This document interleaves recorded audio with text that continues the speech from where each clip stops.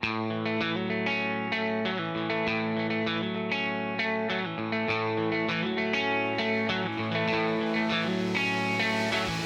guys, Trevor Boone from Emerald City Guitars, and today my pick of the day is this single owner 1957 Gibson Les Paul Junior with a Bigsby. So I think it was last spring we got a call from a guy who had his father's guitar. His dad had this his entire life, bought it brand new, and he brought it in for an appraisal. So he brought it in, and it was just one of those situations where you crack the case and you feel like one of the only people who have done that. And it was 100% original, beautiful 1957 Gibson Les Paul Junior. The unique thing about it is obviously this Bigsby. This is an extremely early Bigsby. And at first we were trying to figure out, is it original to the guitar? Our guess is that it was put on right after he bought it.